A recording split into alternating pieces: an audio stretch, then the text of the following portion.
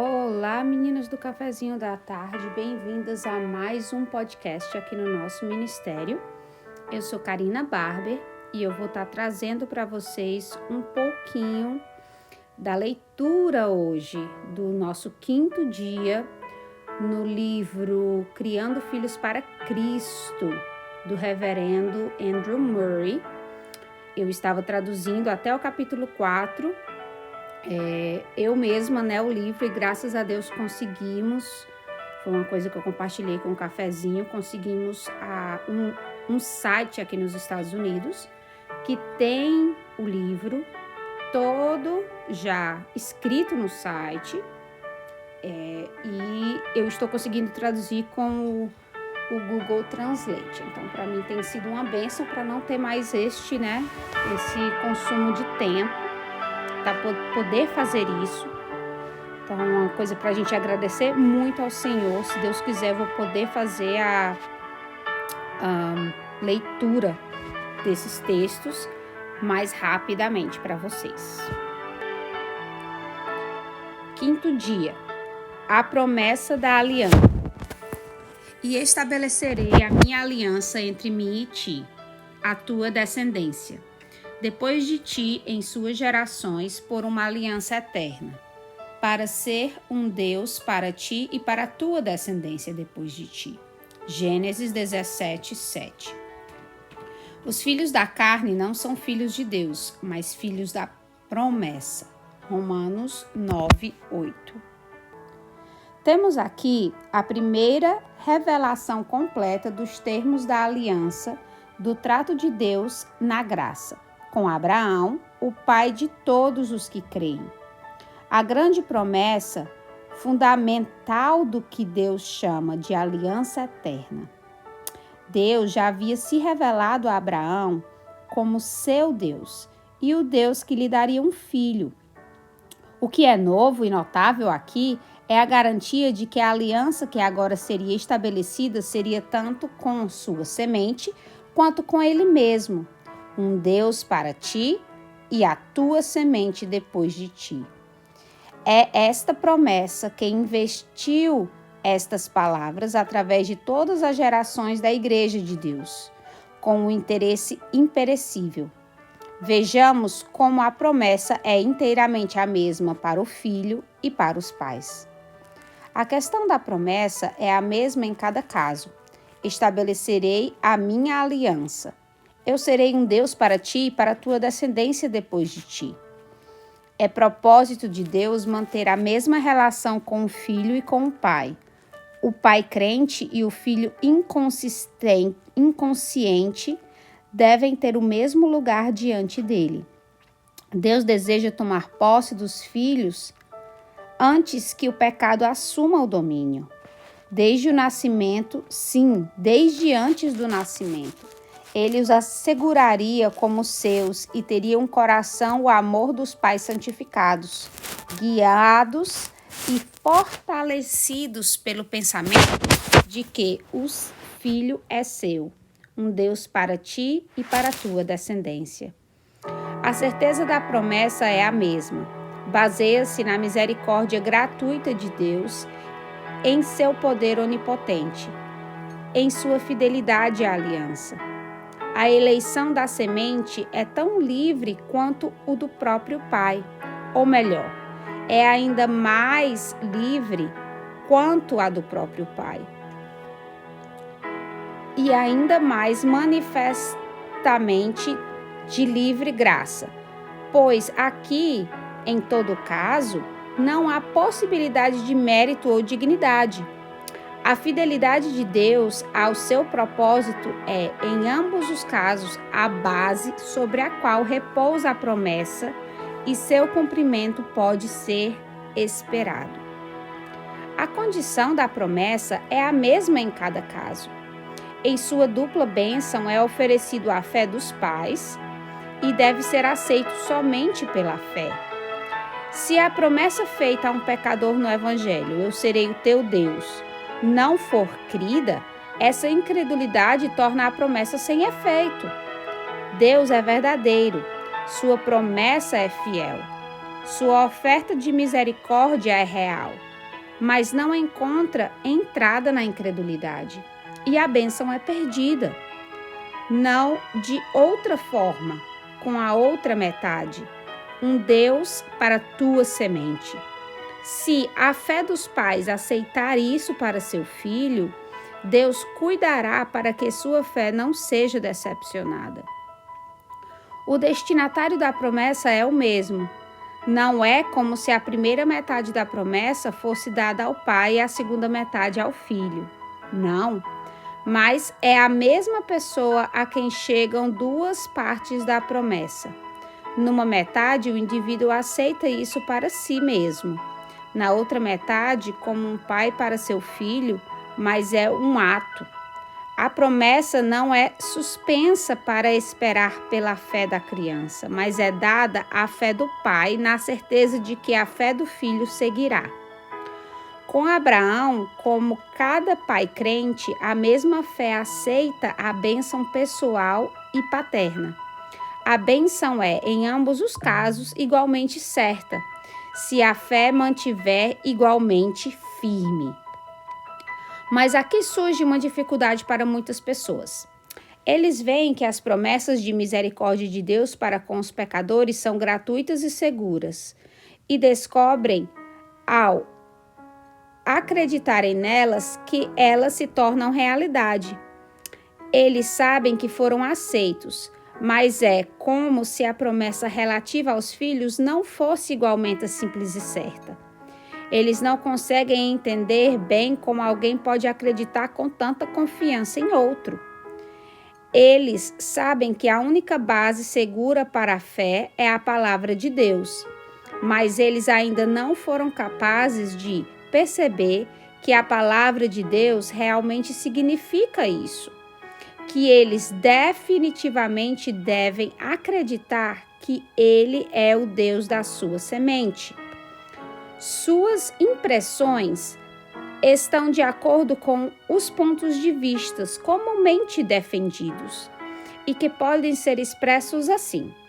Deus estabeleceu uma conexão geral entre a época da semeadura e a colheita, entre o treinamento parental fiel e a salvação dos filhos. Em nenhum dos casos, a semeadura nem o treinamento garantem a certeza absoluta do sucesso ou a soberania de Deus é excluída.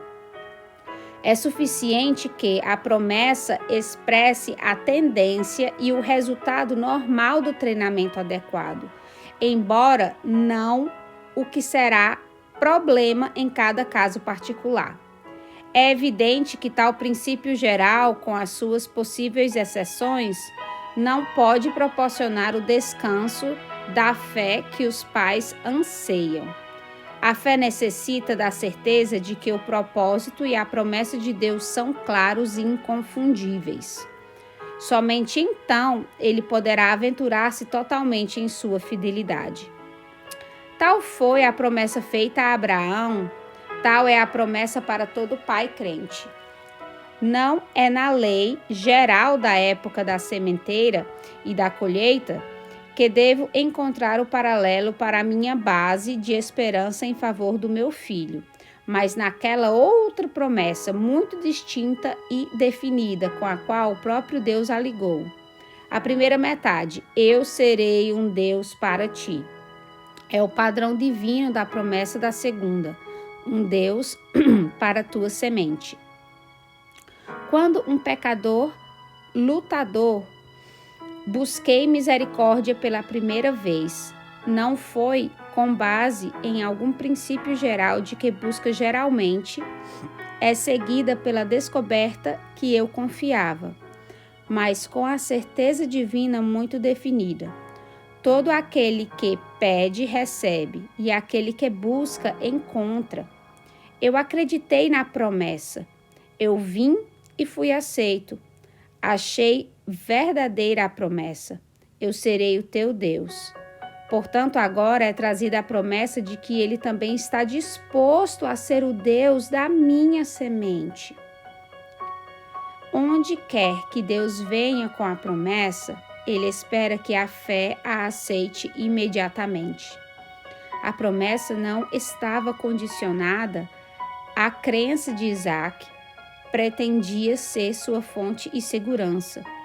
E assim, ao permanecer em aliança com Deus, como meu Deus, e ver como Ele se oferece para ser o Deus da semente de seu povo, eu tenho direito pela fé de reivindicar esta promessa e de ter certeza da salvação do meu filho tão firmemente quanto possível. Meu, através da fé do Deus da verdade. A analogia entre as duas metades da promessa é completa. Na primeira era a pergunta: posso confiar no amor e no poder da fidelidade de Deus para aceitar e renovar e manter um pecador como sou? A fé deu a resposta e garantiu a bênção. E agora a segunda pergunta: posso confiar no amor e no poder e na fidelidade de Deus para aceitar e renovar e manter meu filho? A fé pode novamente dar a resposta. E esta bênção também está assegurada. E se o pensamento ainda surgir, como aconteceu e perturbou muitos, que tal a eleição? Como posso ter certeza de que meu filho é um dos eleitos? A primeira metade da promessa novamente dá a solução. Quando eu criei para a salvação da minha própria alma, não era com as coisas secretas que pertencem ao Senhor nosso Deus que eu tinha que lidar, mas com as coisas reveladas em sua palavra, seu convite e promessa. Eu tinha certeza de que a eleição e a promessa de Deus nunca poderiam estar em desacordo uma com a outra. Mesmo assim, com meu filho, nenhum crente na promessa de Deus jamais teve que reclamar que a soberania de Deus havia impedido seu cumprimento. Aqueles que são filhos da carne, estes não são filhos de Deus, mas sim filhos da promessa. Não é a descendência carnal de um crente que pode garantir a graça para a criança, mas apenas isto. Mas certamente isto, que a promessa gratuita de Deus dada para a semente de seu povo foi reivindicada e mantida pela fé. A promessa é definitiva. Um Deus para ti e para a tua descendência. Vamos como Abraão, não vacilar na promessa por meio da incredulidade, mas ser fortes na fé. Dando glória a Deus e estar confiantes de que Ele falou. Ele é capaz e fiel de realizar. Olhemos para os nossos filhos, amemo-nos e treinemo-los como filhos da aliança, filhos da promessa. Esses são os filhos de Deus. Oração.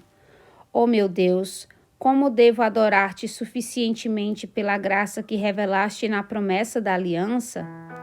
Como se não bastasse pegar estes pecadores indignos e torná-los seus filhos, você se oferece para sustentar os filhos deles também e fazer da casa de seus servos o lar de seu favor e bênção.